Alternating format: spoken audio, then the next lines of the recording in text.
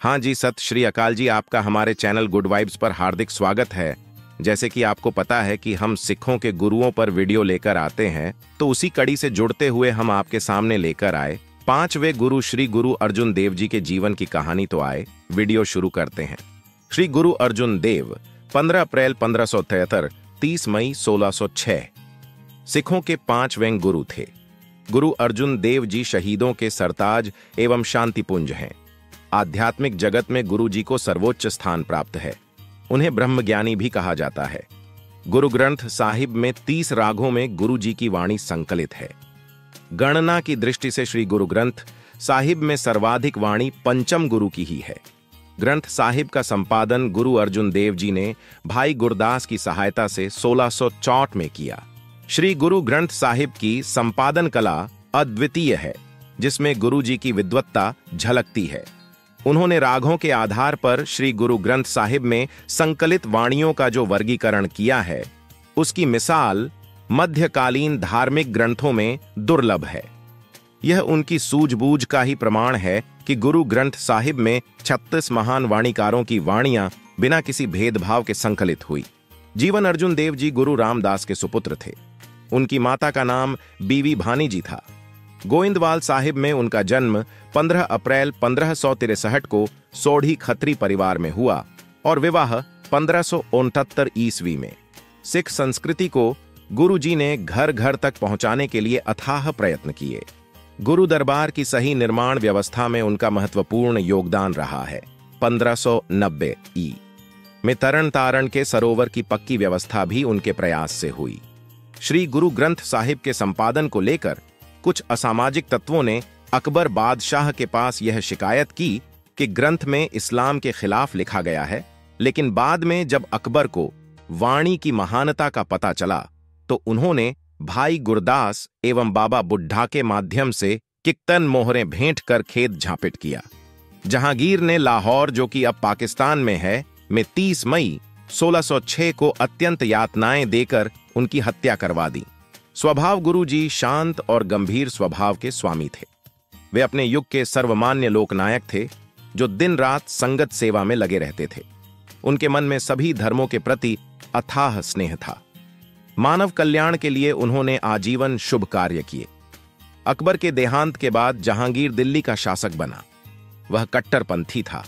अपने धर्म के अलावा उसे और कोई धर्म पसंद नहीं था। गुरु जी के धार्मिक और सामाजिक कार्य भी उसे सुखद नहीं लगते थे।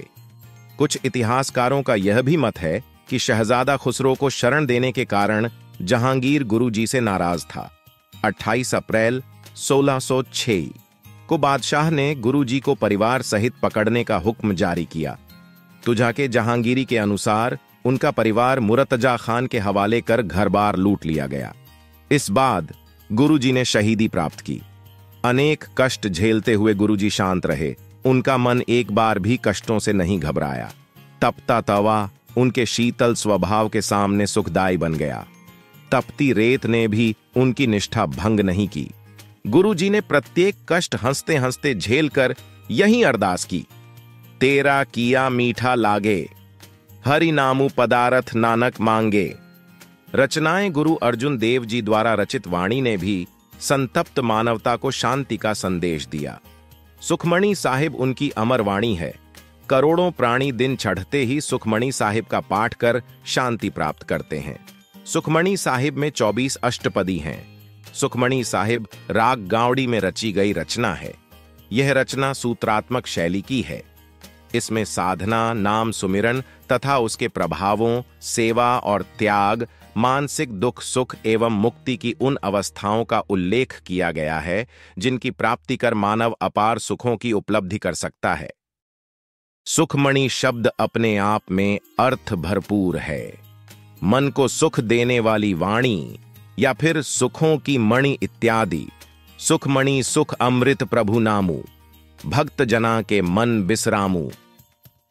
रचना सुखमणि साहिब सुख का आनंद देने वाली वाणी है।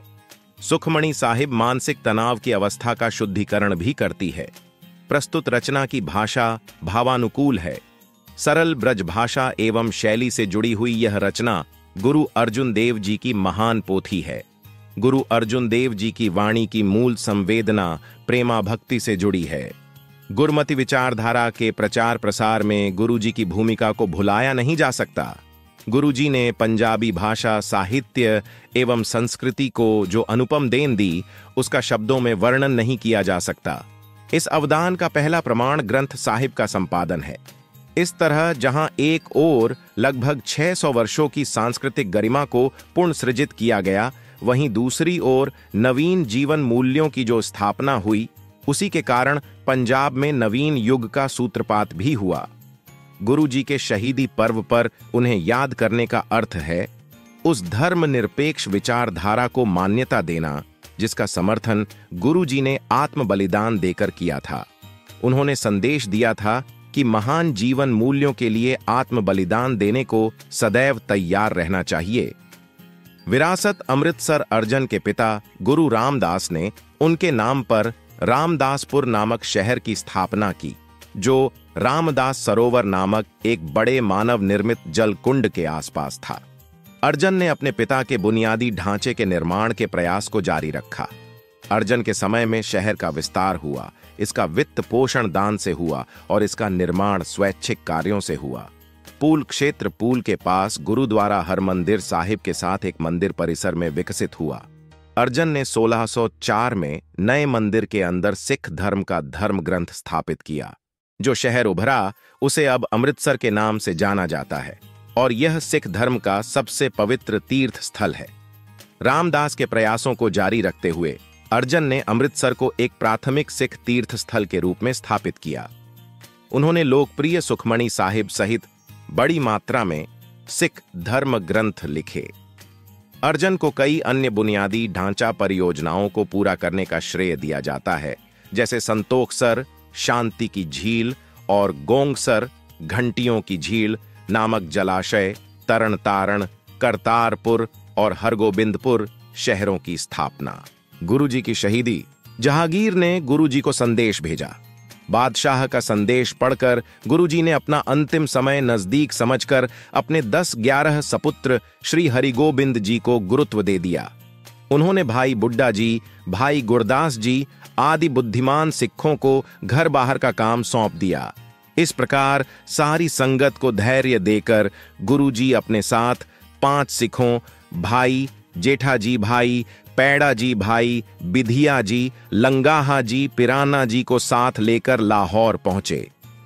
दूसरे दिन जब आप अपने 5 सिखों सहित जहांगीर के दरबार में गए तो उसने कहा, आपने मेरे बाकी पुत्र को रसद और आशीर्वाद दिया है। आपको 2 लाख रुपए जुर्माना देना पड़ेगा, नहीं तो शाही दंड भुगतना पड़ेगा। गुरुजी को चुप देखकर चंदू ने कहा कि मैं इन्हें अपने घर ले जाकर समझाऊंगा कि यह जुर्माना दे दें और किसी चोर डकैत को अपने पास न रखें। चंदू उन्हें अपने साथ घर में ले गया, जिसमें 5 सिखों को ड्योढ़ी में और गुरुजी को ड्योढ़ी के अंदर कैद कर दिया। चंदू ने गुरुजी को अकेले बुलाकर यह कहा कि मैं आपका जुर्माना माफ करा दूंगा, कोई पूछताछ भी नहीं होगी। इसके बदले में आपको मेरी बेटी का रिश्ता अपने बेटे के साथ करना होगा और अपने ग्रंथ में मोहम्मद साहिब की स्तुति लिखनी होगी। गुरुजी ने कहा, दीवान साहिब, रिश्ते की बाबत जो हमारे सिखों ने फैसला किया है, हम उस पर पाबंद हैं। हमारे सिखों को आपका रिश्ता स्वीकार नहीं है। दूसरी बात, आपने मोहम्मद साहिब की स्तुति लिखने की बात की है, यह भी हमारे वश की बात नहीं है। हम किसी की खुशी के लिए इसमें अलग कोई बात नहीं लिख सकते। प्राणी मात्र के उपदेश के लिए हमें करतार से जो प्रेरणा मिलती है, इसमें हम वही लिख सकते हैं। शरीर त्यागने का समय गुरुजी का यह उत्तर सुनते ही चंदू भड़क उठा। उसने अपने सिपाहियों को हुक्म दिया कि इन्हें किसी आदमी से न मिलने दिया जाए और न ही कुछ खाने पीने को दिया जाए। दूसरे दिन जब गुरुजी ने चंदू की दोनों बातें मानने से इनकार कर दिया तो उसने पानी की एक देग गर्म कराकर गुरुजी को उसमें बिठा दिया। गुरुजी को पानी की उबलती हुई देग में बैठा देखकर सिखों में हाहाकार मच गई। वह जैसे ही गुरुजी को निकालने के लिए आगे हुए, सिपाहियों ने उनको खूब मारा। सिखों पर अत्याचार होते देख गुरुजी ने उनको कहा, परमेश्वर का हुक्म मानकर शांत रहो। हमारे शरीर त्यागने का समय अब आ गया है। जब गुरुजी चंदू की बात फिर भी ना माने तो उसने गुरुजी के शरीर पार गर्म रेत डलवाई, परंतु गुरुजी शांति के पुंज अडोल बने रहे। तेरा भाना मीठा लागे, हरि नाम पदार्थ नानक मांगे। पढ़ते रहे। देखने और सुनने वाले त्राही त्राही कर उठे, परंतु कोई कुछ भी नहीं कर पाया। गुरुजी का शरीर छालों से फूलकर बहुत भयानक रूप धारण कर गया। तीसरे दिन जब गुरुजी ने फिर चंदू की बात मानी तो उसने लोह गर्म करवाकर गुरुजी को उस पर बिठा दिया। गुरुजी इतने पीड़ाग्रस्त शरीर से गर्म लोह पर प्रभु में लिव जोड़कर अडोल बैठे रहे। लोग हाहाकार कर उठे। ज्योति ज्योत समाना जब दिन निकला तो चंदू फिर अपनी बात मनाने के लिए गुरुजी के पास पहुंचा, परंतु गुरुजी ने फिर बात ना मानी। उसने गुरुजी से कहा कि आज आपको मृत गाय के कच्चे चमड़े में सिलवा दिया जाएगा। उसकी बात जैसे ही गुरुजी ने सुनी तो गुरुजी कहने लगे कि पहले हम रावी नदी में स्नान करना चाहते हैं, फिर जो आपकी इच्छा होकर लेना। गुरुजी कि जैसे ही यह बात चंदू ने सुनी तो खुश हो गया कि इन छालों से सड़े हुए शरीर को जब नदी का ठंडा पानी लगेगा तो यह और भी दुखी होंगे। अच्छा यही है कि इनको स्नान की आज्ञा दे दी जाए। चंदू ने अपने सिपाहियों को हुक्म दिया कि जाओ इन्हें रावी में स्नान कर लाओ। तब गुरुजी अपने 5 सिखों सहित रावी पर आ गए। गुरुजी ने नदी के किनारे बैठकर चादर ओढ़कर जपुजी साहिब का पाठ करके भाई लंगाह आदि सिखों को कहा कि अब हमारी परलोक गमन की तैयारी है। आप जी श्री हरिगोविंद को धैर्य देना और कहना कि शोक नहीं करना, करतार का हुक्म मानना, हमारे शरीर को जल प्रवाह ही करना, संस्कार नहीं करना। निधन इसके पश्चात गुरुजी रावी में प्रवेश करके अपना शरीर त्याग कर सचखंड जी बिराजे। उस दिन ज्येष्ठ सुदी चौथ संवत 1535 विक्रमी थी। गुरुजी का ज्योति ज्योत समाने का सारे शहर में बड़ा शोक मनाया गया। गुरुजी के शरीर त्यागने के स्थान पर गुरुद्वारा ढेरा साहिब लाहौर शाही किले के पास विद्यमान है। तो ये थी हमारे 5वें गुरु श्री गुरु अर्जुन देव जी के जीवन की कहानी के किस तरह गुरुजी ने सिख धर्म के लिए शहीदी प्राप्त की और सिख धर्म को सदा के लिए जीवित रखा और सिख धर्म का नाम पूरी दुनिया में ऊंचा किया। आपको हमारी ये वीडियो कैसी लगी हमें कमेंट करके जरूर बताएं। और अगर वीडियो अच्छी लगी तो वीडियो को लाइक और शेयर भी करें ताकि हमारे द्वारा दी गई जानकारी हर किसी तक पहुंच जाए। ऐसे हमें भी हौसला होगा और हम आपके लिए और ऐसी अच्छी अच्छी वीडियो बनाते रहेंगे। तो आज वीडियो को यही समाप्त करते हैं। धन्यवाद।